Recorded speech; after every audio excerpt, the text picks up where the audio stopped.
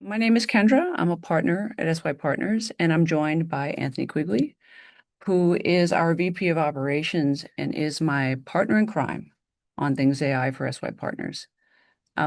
We realize that there are no shortage of AI events that you can attend out there. And so we thank you for making time for this one. We strongly believe it's important to make time to talk about AI, how it's reshaping our work, our cultures, and our everyday lives. Um, and we do realize that you are all in different spaces of thinking about AI in your everyday work. And there are many topics we can cover. And today we just decided that we're not going to be talking about implementation, which I think many of you are thinking about right now, or governance, or even on your journey, what tools to use and bring into your company. But for this hour, we're inviting you to discuss what we think is a very important and pivotal conversation to have, which is around technology and our people teams and how they can come together to really make the most out of AI in your companies and usage in everyday lives. So it sounds like a simple thing to talk about, but we found out it's quite textured and has a lot of meat to it. So as SYPartners does, we've been thinking about this for a while and having many conversations with different leaders. And we think it's critical to bring those conversations to the forefront of what we're learning and share it with you all. And this is our virtual roundtable that we brought you to, where you can learn from your peers. And we're going to have an amazing panel that we're going to talk about a little later. And we're going to have a conversation with leaders that are leading on the forefront of AI, and they're going to give you their tips and what they've been doing and their learnings as they have gone. So something I wanted to talk about that's more logistical to this meeting and how this works. We did want to make it feel like it's a conversation. So we've left chat open. So this will allow you to maybe make some comments. If something's really sparking for you or thoughts are popping up in your head, you can bring them into the chat and people can respond to them and see them. But if you have specific questions for us or for the panel that we bring together, what we'll ask of you is to use the Q&A function. So the Q&A function is going to allow us to see your exact questions and not have to sift through the chat to find them, because we are going to have a Q&A moment later on in the hour. So that'll make life a lot easier for us. And, please be open to discussion. We know there's a lot of feelings and thoughts about what we're going to discuss today. So listen, keep your eyes and ears and minds open, and it'll be wonderful. So we're going to talk a little bit about SYPartners. Some of you may not be familiar with us. Maybe some of you knew this, maybe some of you have not. Uh, SYPartners, we're a transformation company, and we were founded by three colleagues at Apple. You might know them: Keith Yamashita, Robert Stone, and Susan Schuman. And Think Different is truly part of our DNA, and it's how we approach challenges in work. So it's very strong in how we operate and think about, disruptions that happen in our world. And so the next thing I'll share with you about SYPartners is we're a transformation firm, and we've been an organization for over 30 years. And this seismograph-esque visual here, it might look daunting, but what this represents for us is that our strengths are helping leaders navigate change and disruption. So you might have felt some of these in your career when you're navigating a leadership change or a merger acquisition or a major milestone, rapid growth, or maybe all of these simultaneously and all at once. But we ultimately work very closely and help leaders, see through the fog during a disruption and help them define what matters most and turns disruption into opportunity when it favors. So right now, we can say, I think that we're in a moment of disruption right now with AI. And there's people that are very optimistic about it, very pessimistic about it, but it is going to be a transformation and a change. And so again, we're going in deep on listening to leaders and teams and groups to figure out what is working, what is not working, and what the opportunities are and how to navigate them. So from here, I'm going to turn it over to Anthony, and he's going to bring you forward. All right, thanks, Kendra. It's been a fascinating journey so far. So before we move forward with our panel conversation, we want to take a quick pulse on where this group is. In particular, we want to hear from you on what's keeping you up at night regarding AI readiness. And in classic SYPartners fashion, we've created a set of cards. In just a moment, we're going to share a QR code on screen and a link in chat. First, let me give you some instructions, though. These cards are diagnostic to help unearth tensions and perspectives around AI readiness. Each card is a reflection moment. And as you work through this, we'd like you to consider them from your role and your perspective within your organization. So on the next slide, when you click the link in the chat or the QR code, scan it with your device, you'll see each of these cards one by one. And we want you to work through that. You can swipe right or you can swipe left. For your computer, you could use your mouse or your arrow keys. We'd like you to swipe right if the reflection keeps you up at night. So you are more concerned than not concerned about that particular card. Swipe left if you're less concerned. This should be a quick 2-minute exercise, maybe less. So we'll put the QR code up and we'll put the link in chat. And we'll have you take this really quick.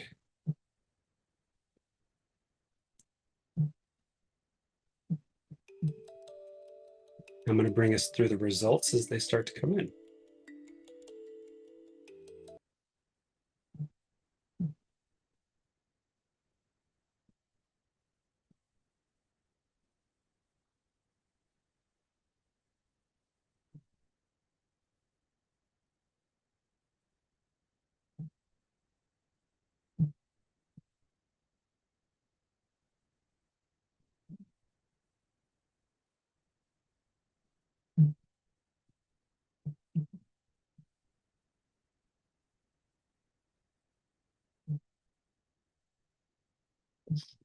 Here we go.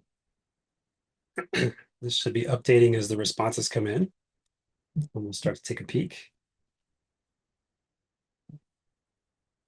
Higher score is where we're indicating concern.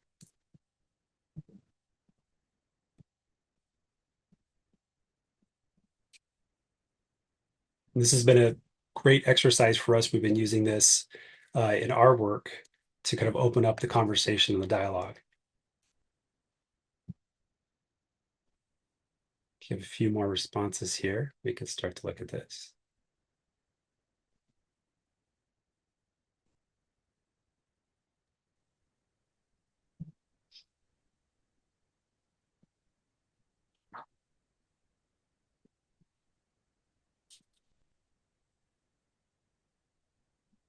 Okay, so collectively as a group, let's look at sorting by where we're saying what's keeping us up at night. And so here as a collective group, we're finding that new mindsets, agentic futures, new growth, this is where a lot of the concern energy is at the moment. But if we separate this out, which kind of leads us into our conversation today, let's look and see what happens when we start to look at the different sides, the perspectives from your perspective of your side. So we have now a way to look at this and begin to see how concern is spreading based off of your perspective from your side of your organization. We've got new mindsets, effective adoption, shared vision, really on the tech side in the forefront, but agentic futures, shared guidelines, new mindsets, a little bit more in the space showing up on this. So something we've seen as being super useful of having this moment to look at these different needs, especially if you're looking at your team. Say you bring a team into this, you bring your leadership team, or you bring in your team that's responsible for AI. You can kind of get a sense of where to focus because right now there's so many things looking for your attention when it comes to AI. And a lot of these things are, some of these are soft skills, right? So it's like, okay, even though I'm implementing and we're making decisions about what to use, and we're telling people that we need to innovate and change our work, those are going to require certain things like mindsets. Those are so important. And it seems like this group agrees with that. Like this is a different way of thinking, right? And then what is effective adoption? You might say effective adoption is everyday clicking and opening Copilot. But also effective adoption is I'm using it towards something that's meaningful for my work, right? So our definitions around that lead to something like a shared language. Like what does it mean to have effective adoption? What does it mean to actually say that we need to innovate? And what does the company mean by that? So in our discussions, we've been using this a lot. We use this as physical cards, and we just recently made this digital version so it can actually be used by more diverse groups of people and easily, and you could spin it up and have this discussion more fluidly. We find that in actually starting to map these, that it helps teams decide more easily and maybe cross-functionally how to come together around a way forward rather than have a scattershot idea of how to move forward where everybody's independently moving on one of these cards and not together towards the same North Star. Sorry to interrupt, Anthony, there. I'm just No, it's going great. forward. Mhm. I'll turn it over to you. We can go back through the rest of the pieces. Yeah. So as as Anthony mentioned, we're going to go back to the other view. And that, again, as I mentioned, that tool, if anybody's interested in seeing it and playing with it themselves, please just you will give us our contact information so you can reach out after. Um, but what we want to do now is what I said at the beginning, at the top of the hour, is is share, is share what we're learning, share what we're hearing, start to unpack some of the knowledge we're gaining because it's changing. Let's face it, it's changing every day. So we have to have these campfire or fireside talks or coming around the table as we used as a metaphor in order to sense make, in order to think about, as this technology moves at the speed of light, how are we actually shifting with it? How are we building those mindsets, those behaviors? How are we retraining and upskilling ourselves? Not just upskilling, but net new skills for certain parts of our organization, because they might not be sitting there as technologists understanding how technology should be used day to day at this level. So that's part of what we're going to start doing today. And if we move forward, we could focus a little bit more deeply. So there is a series of signals that we found in our research. So what we've been doing is we've been doing research actually for about 2 years since generative AI. We were in the responsible technology space prior to this and thinking about data and how data is used. But when generative AI hit, we realized, oh wow, culture, and that's kind of where we sit and what our work we do is really going to be impacted. So we've been having many conversation labs, surveys, research conversations with many leaders and teams. But we recently did a survey with tech leaders and HR leaders, and we came up with this way of displaying what part of what we've learned. So we had a few questions around readiness, and readiness meaning we're taking this on, we are moving forward with this, or we've moved forward with this and we feel confident about it, versus concern, where in concern equals we haven't really dealt with this yet, we don't know what this really means for us yet, or we're very concerned about it, even if we are doing it. So if you look at this and how this is laid out, we've plotted it.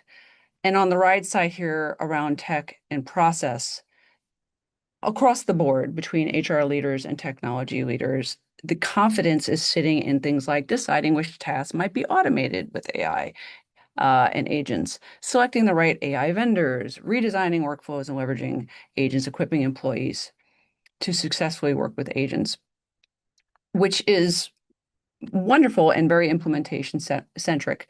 But that's the tech side. And we're used to technology revolutions being owned by technology and decisions like these being made.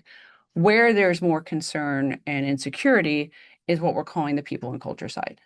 So reskilling, trust, leadership behaviors, communicating change, the human growing at the speed of technology is this might not be surprising to everyone here in this webinar joining us, but it was very salient and a strong, strong, strong signal. And there were a number of signals that we found in our research, five actually, and this is one of them. But this was one that we thought can be completely, if you really think about it, and if they're on their adoption journey or on their journey with AI and implementing it at their company, this one is really foundational is how do you actually bring the people along as you're moving at the speed of light with this technology and trying to innovate with it and grow your company with it.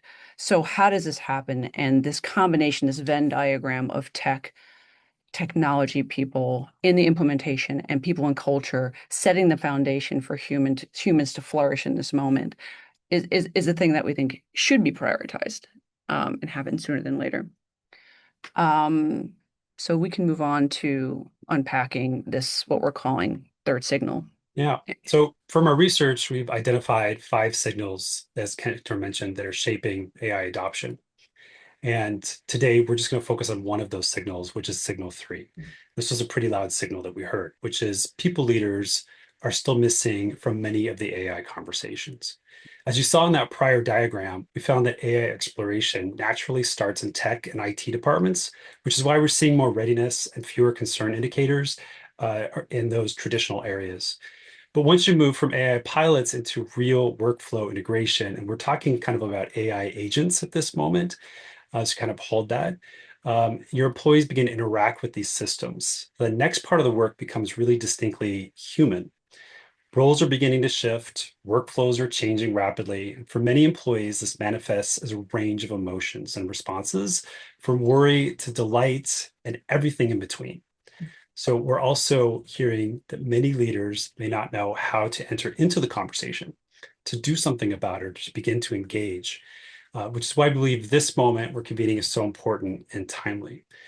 We all saw just a few months ago our results of concern and what keeps us up tonight, and the kind of correlation a bit where tech or people side maybe have slightly different concern areas, but maybe there's some commonality in that.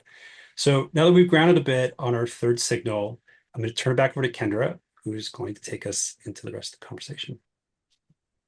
Wonderful. Thank you. And I did want to also specify for the group that when we speak of AI, obviously there's capital A, capital I, been around for a really long time. I think we know that. But generative AI and the concept of autonomous AI agents doing work on our behalf has been really what we've been in deep conversations about, how it actually affects everyday work and how it's moving into a predominant tool at work. I hope that answers the questions for those who are, because I know AI is more than generative and more than agents. So just answering that question, I heard that came up. So wonderful. So here we are. We're at a little bit before midpoint of our time, and we're bringing to discussion 2 people that we're thrilled to talk to because they have been thinking about this deeply, this signal and this ways of working that might be shifting in our organizations. Well, again, welcome. Thank you for joining us. For everyone, we're especially excited to be joined by both Matt and George. Matt is from the Apollo Group. George is from the U.S. Armed Forces. And we thought they could bring really unique perspectives. We've actually been having conversations with them outside of this moment as well. Um, so our premise today for the conversation is, if we want to bring AI and move from pilots into real transformation, I think we hold the belief collectively, and you both can tell me if that's not true, that this partnership between technology and people leaders is a true unlock and can really help progress. So we're hoping to hear your stories. I do have a few questions set up for us to cover. Just a few, but this is really designed to be a conversation with a Q&A that follows. So yay. My first question is a bit of a softball. I'm hoping you at least saw or participated in our card sort of needs cards. So I would love to ask you both, what's keeping you up at night in your organizations as generative AI and AI agents become more prevalent in our day-to-day? Um, what's keeping me up? Well, I think that I'm glad Signal 3 is the one you chose to have a conversation about today, because that is the intersection of people and technology, and that's what keeps me up, right? So technology is fantastic. It's wicked exciting. It's often complicated, but it's not complex, right? In the end, it's very solvable. The thing that's such a variable are the people, and getting people to adopt new things, getting people to be early adopters, pioneers, and so forth, um, is a complex piece. And I think that's what keeps me up at night, right? Is the human adoption of the various technologies. and particularly fluency and literacy that matches the speed at which you're deploying things. And on the one hand, the second half is actually the people data. So we found that that's been the most important element to make us successful. So those are the two things: the adoption and cultural and organizational aspects, plus the data that our HR colleagues, my HR colleagues in particular, possess, that made it very successful for us to have high adoption rapidly. So, Matt, what do you think? I'm on the same page, George. I think in a lot of ways the AI revolution is only a little bit about technology. The technology is the catalyst, but this is about how humans work and about unleashing our full potential as humans. When we look at change projects, all the research shows like a 70% failure rate of change projects because we often think about it as just a technical issue and not about which you guys are so good at SYP, starting from the empathy of the human and what you're designing for, instead of just, hey, we got this cool technology, let's just start using it and see what happens. And I worry about that. I also worry, are we thinking big enough and are we thinking small enough? Are we thinking big enough, almost like scenario planning, to imagine that if some of the predictions are true, everyone on this call needs to rewire the way we think about the work that we do every day. Okay, that's as big as it gets for any of us professionally. But are we thinking small enough that maybe the most concrete thing we can all do is make sure that we are, as individuals, experimenting with the technology literally every day, seeing what it can do, seeing how it evolves, seeing how it improves our day to day in the smallest ways? Then you're kind of balancing those two things. And how do you balance them?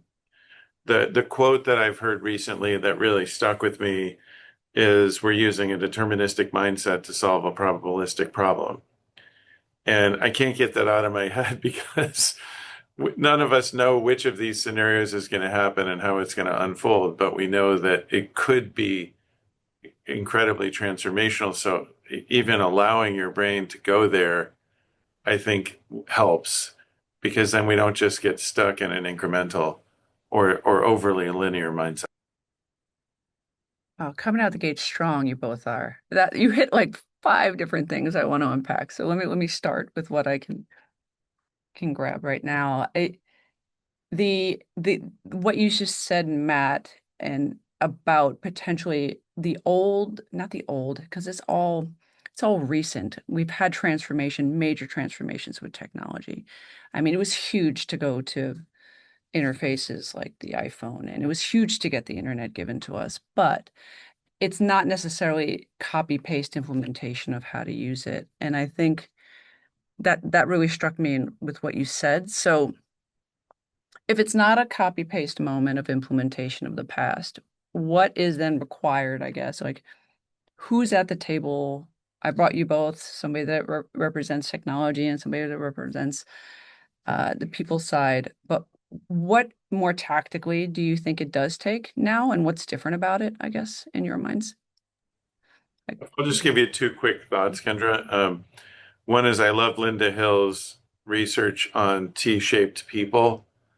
So if George has spent his life in tech and I've spent my life in the people side, but the magic is, how did George and I work together so that we got like a full brain from both of those capabilities together? I think we probably need more T-shaped people, that if we're experts in a particular craft, that we're getting better at at uh, at working together. I think the world absolutely needs that. I think the other thing that feels different to me, and I'm coming across this, and at Apollo, we're an investment firm, a retirement services firm, but we, through our PE fund, work with lots of different industries.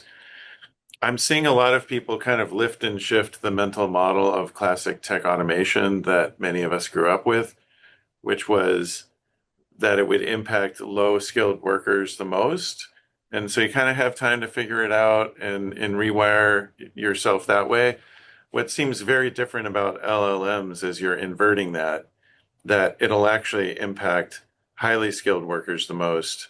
And lower skilled workers might actually have more job protection in the first couple of phases of this. And I'll just give you one interesting example.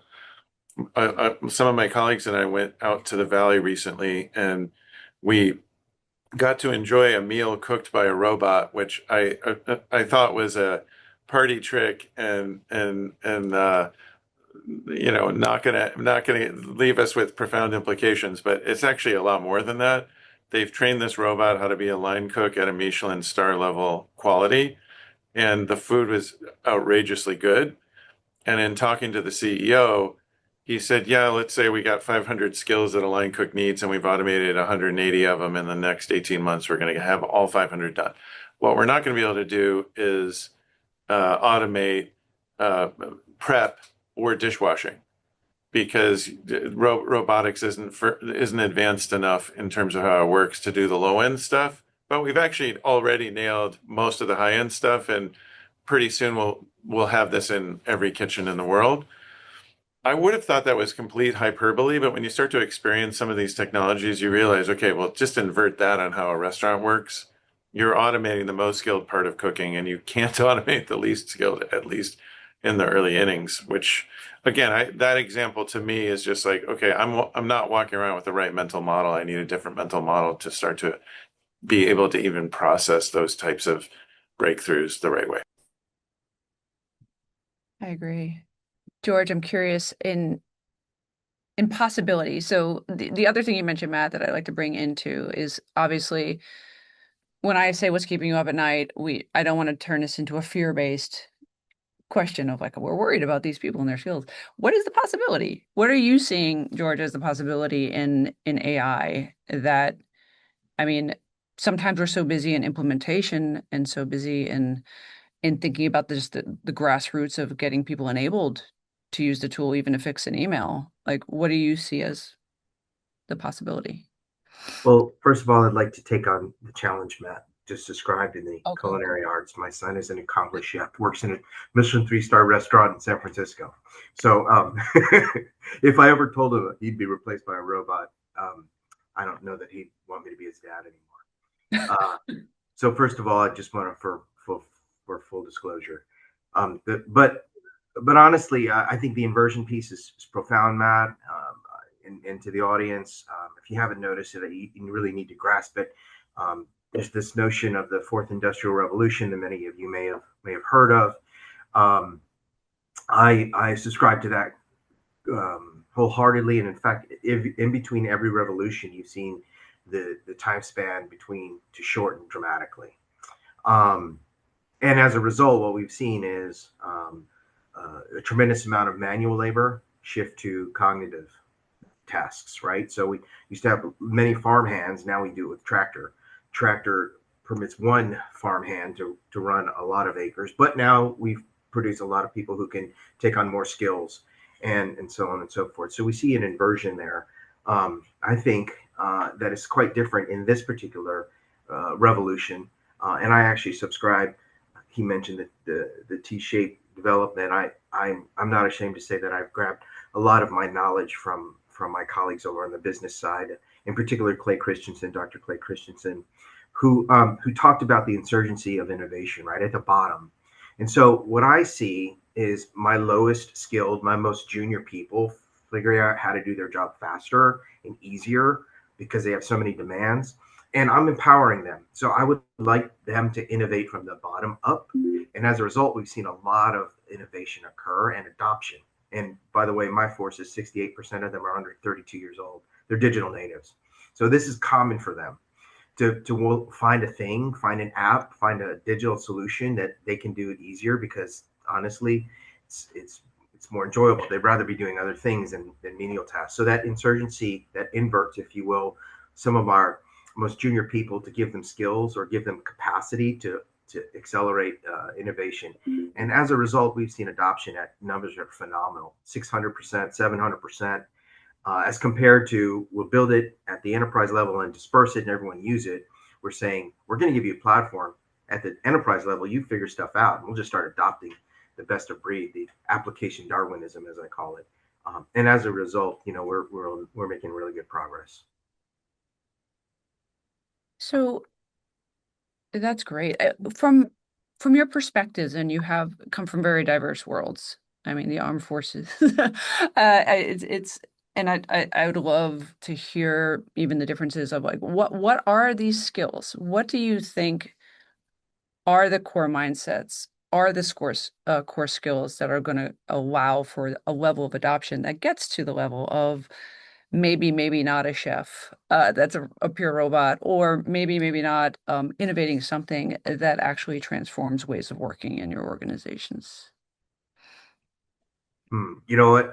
I like to think that part of my job is to reduce manual tasks so people have this capacity to do cognitive things.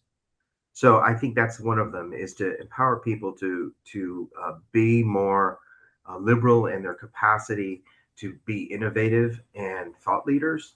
Um, I don't want to confuse that for not doing anything for being imaginative, right? So instead of an 8 hour day of toiling at a spreadsheet, what if only took a few minutes, but you could spend time contemplating.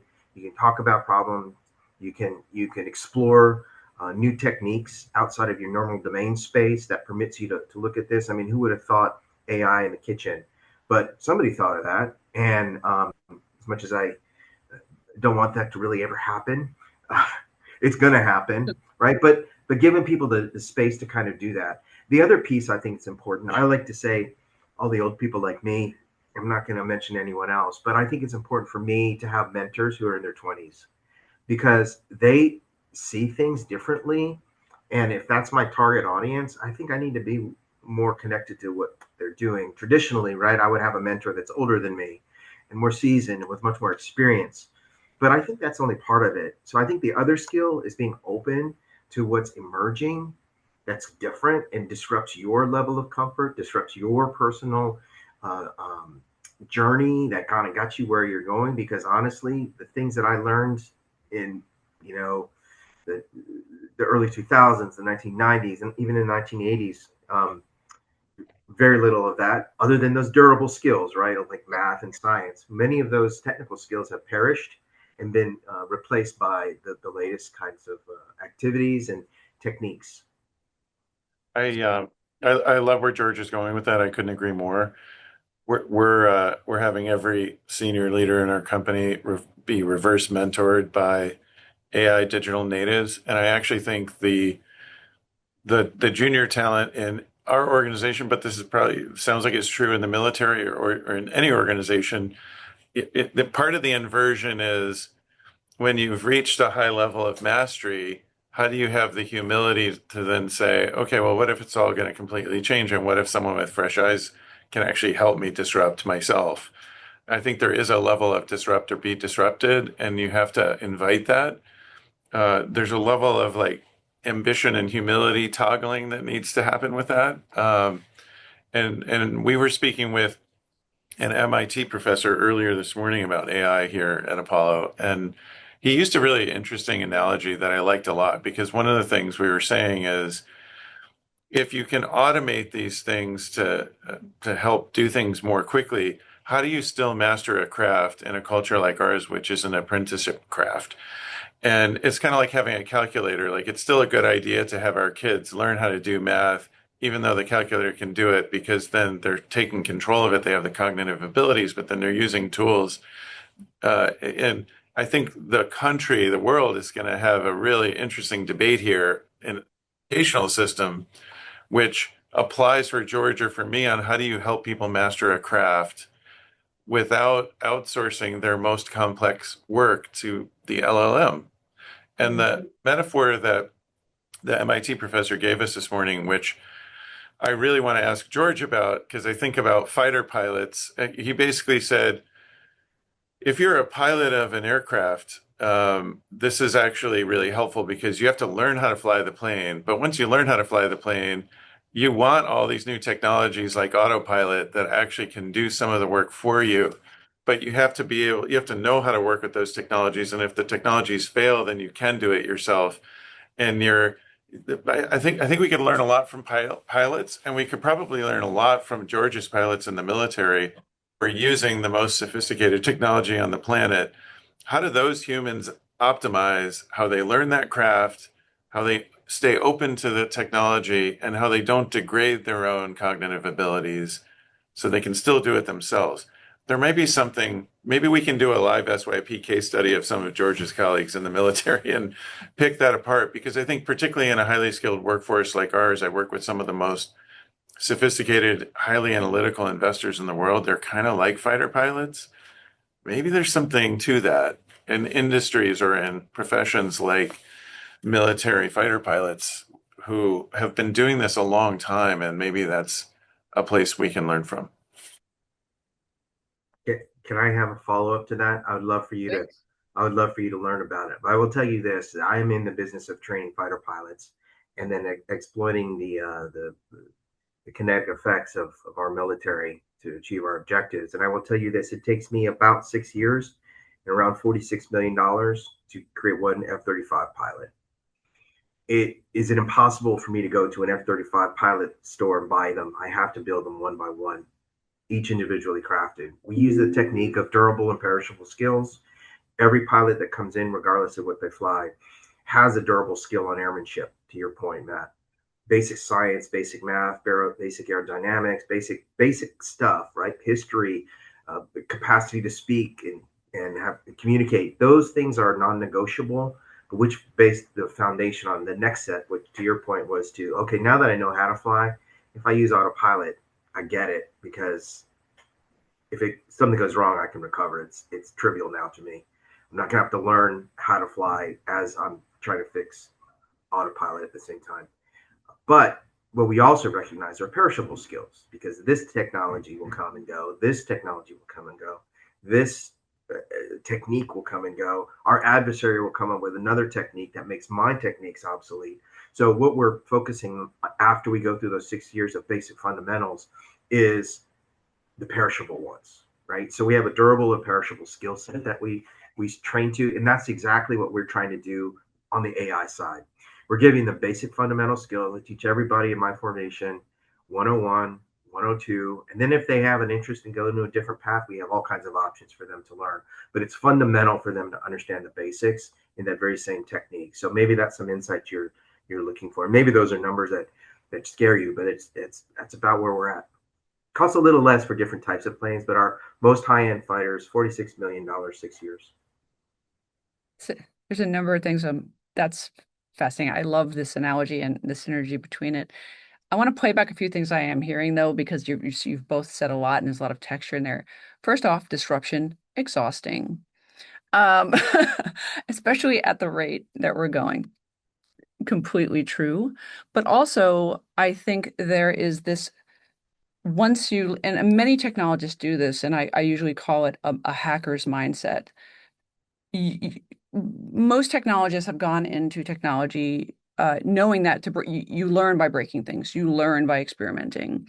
That's not the natural state of the general population in using technology. They've been trained as users, and users are not supposed, if something breaks with technology, that's bad, and they should not be the ones doing it, which there's a lot of curiosity that's bred in that, finding out why and what we're doing. So I hear a theme around rigor, and the fact that we need to relearn things, even if it's exhausting, even if you're a CEO of a company, even if you're a development leader, there's a lot of things that are shifting and changing, and you might be learning from people you never expect to learn from, like a vibe coder, because they're thinking about the technology differently than you have for the past 30, 40 years. And because this is a probabilistic technology, to your point, Matt, and it doesn't act the same way.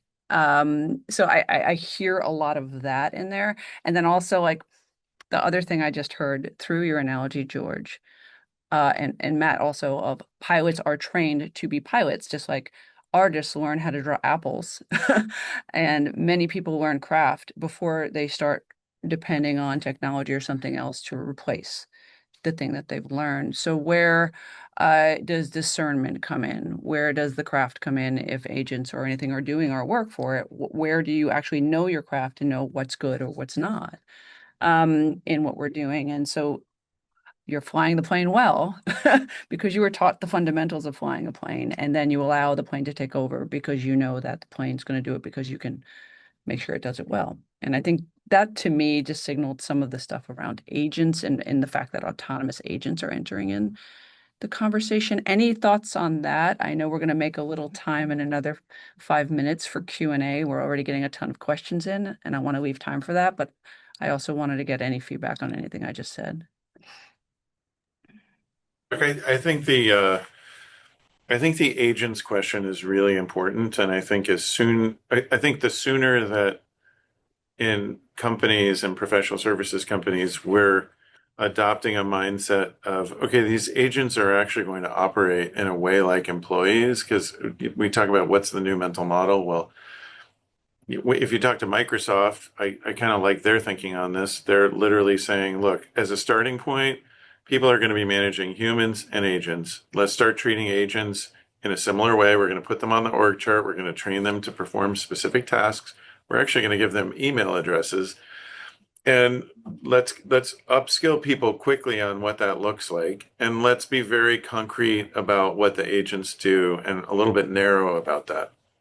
I do feel like there's an urgency of a leadership, I don't know, a revolution in how we think about leadership. That if you're going to be a modern leader, you need to be both more human and really comfortable uh, programming, designing, and managing agents, and that's going to be a major skill set. If you talk to large financial services firms, something big is happening right now, which is a lot of my peers at the bigger firms that provide the funnel of talent into Wall Street are talking about moving from pyramid to diamond shaped organizations and supplementing that with agents and then hiring a different profile of people. Whoa, that's a fundamental change to how professional services firms work, but it's also going to have huge implications on the educational system because those are some of the most popular jobs coming out of college in a number of different ways. Like what is that basket of skills that's going to make someone really attractive to those firms? How is that different? And there's always a lag time on how the educational system prepares people to work in companies like mine. I'm spending a lot of time with universities because I want to help them understand that they need to get out in front of that, or they're not going to be preparing people well enough for the jobs that are changing, and they're changing quickly. So moving from a pyramid to a diamond in professional services, where we've got 30 years of experience and expectation on what it takes to succeed in those jobs. Think about accounting schools and business schools around the country. They've got to be all over this because it's not going to change in 2 or 3 years. It's changing in this year's recruiting cycle. Absolutely. George, any thoughts from you?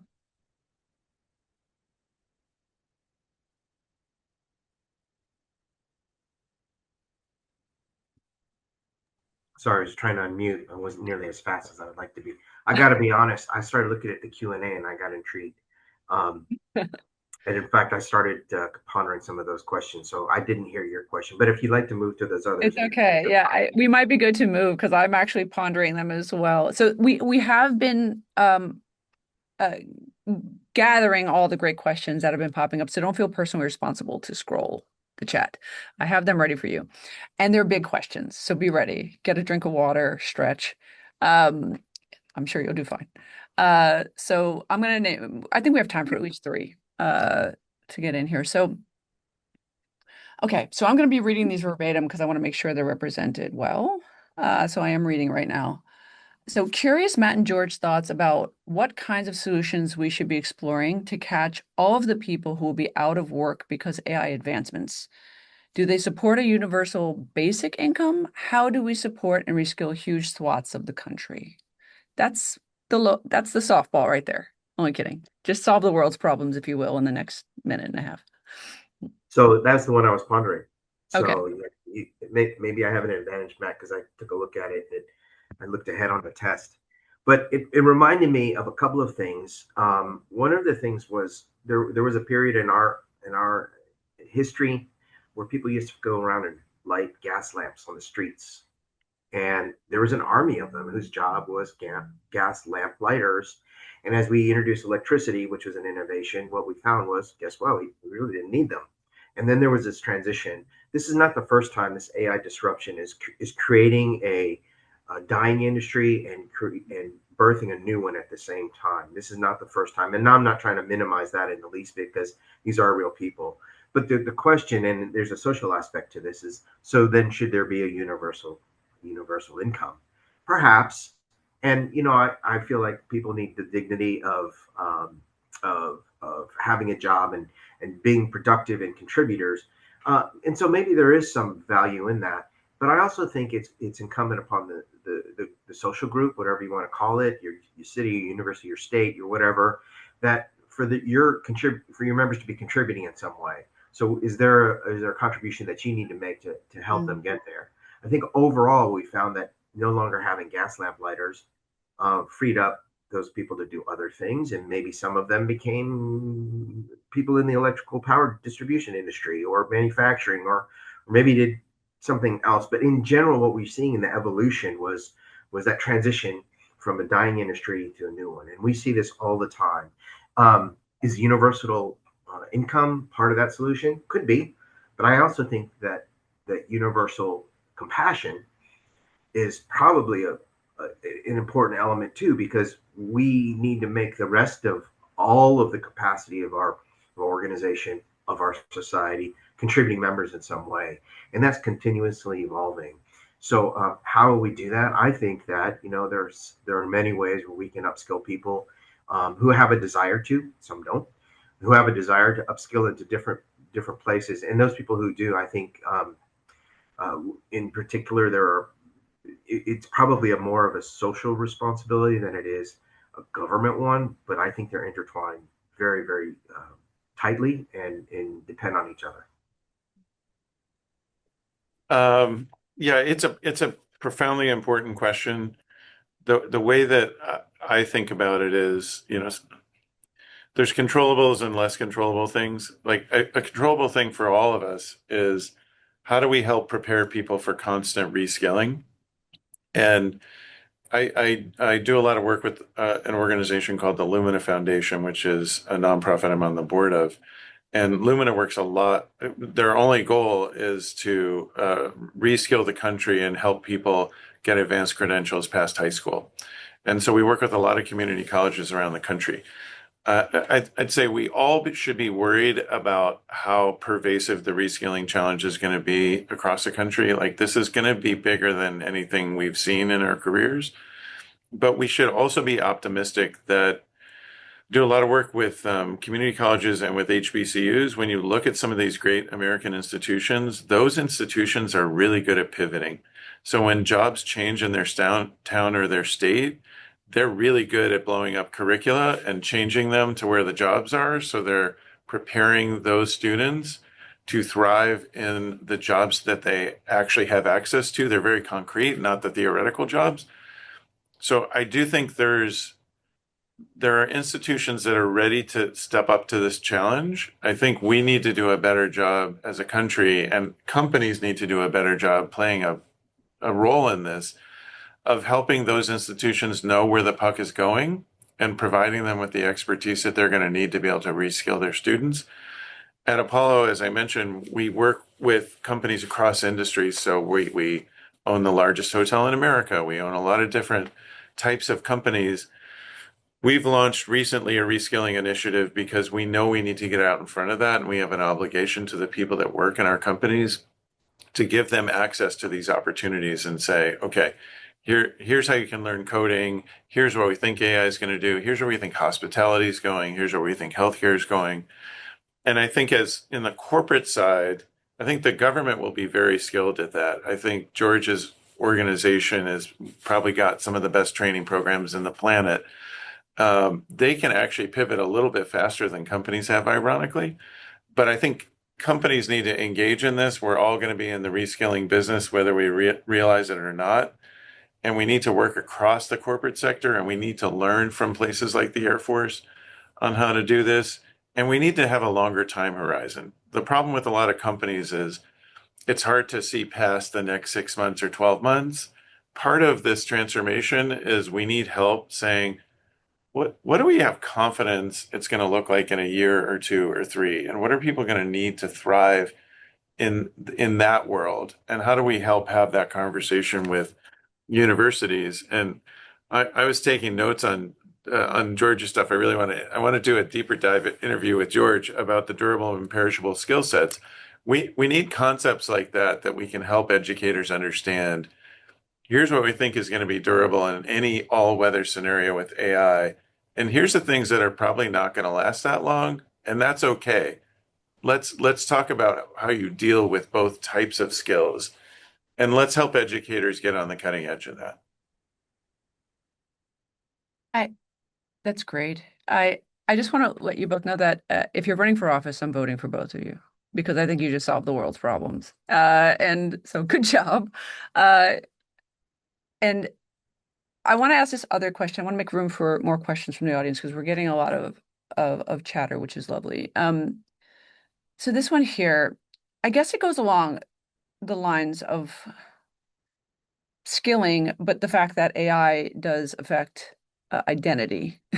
I mean, when you think about skill, you've accumulated skill, and a lot of times your skill and work becomes part of your identity and who you are. So it's not easy to tell people that thing that you've been building over the past 5, 10, 20, 30, 40 years is now completely reshaped. Just forget it. Let's put it over there.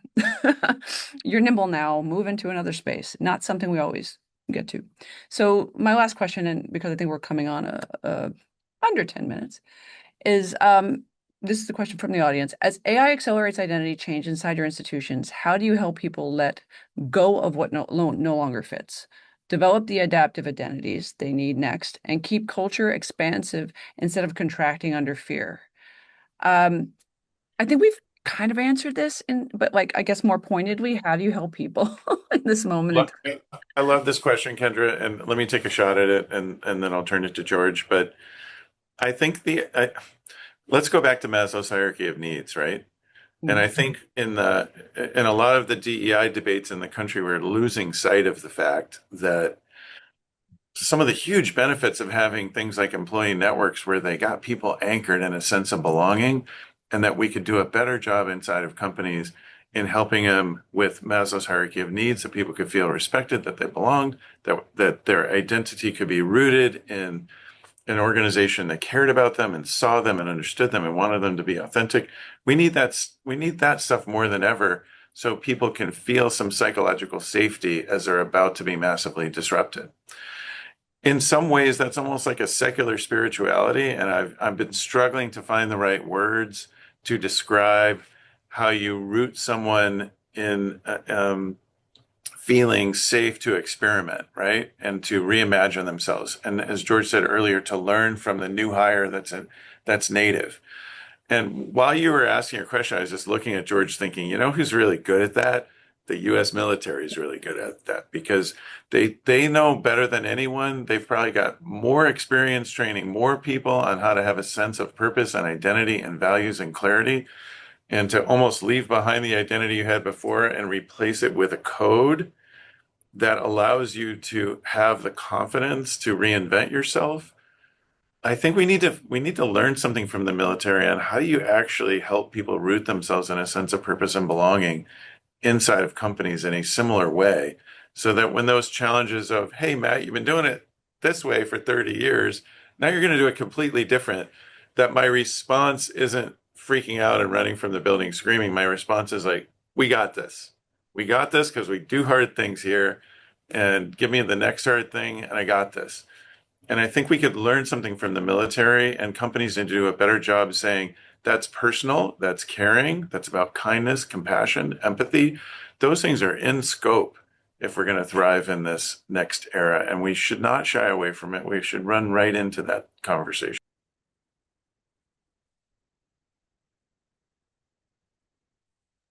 It's almost like you purposely put us together because we can elaborate on each other's perspective. And so I would like to elaborate on that. I appreciate your comments, Matt. So let me share with you this. What we have found in the United States military is that people join up for three reasons. One, for money, or to be on a team. They like that team aspect of something they maybe enjoyed as a youth. Or the third thing is for God and country, right? Those are the three reasons. The most compelling reason is for money. There are a few that that do it because they will continue to be on a team and have that camaraderie and esprit de corps. And then there's a even smaller group that do it because they feel so compelled because of their ideology.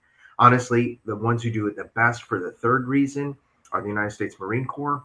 They're incredibly gifted in turning multiple identities into a single one. So to your point, absolutely right. But a vast majority of them come in for money, right? For a job, for the bonus, right? Because a better opportunity from where they're coming from, whatever the case might be, but oftentimes motivated by that. So we do get a lot of people who come in because they have this, and then all of a sudden we give them a job, and that's their identity. To your original question, and to the question that Alexander asked, but it's very difficult. I will admit it's very difficult to separate the identity of the thing you've been doing to these kinds of things. So what we try and do is we try and make technology, we make them understand that technology is fleeting, right?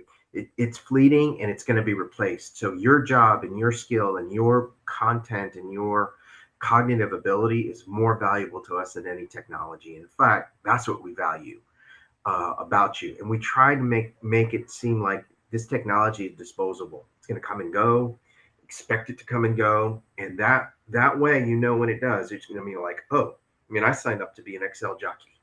Not really. You signed up to do a job. You use Excel to do your job, but really what you put in the cells are what we care about more than the cells. And so that's how we differentiate it. It's very difficult. There's no doubt about it. I got a guy who's 83 years old.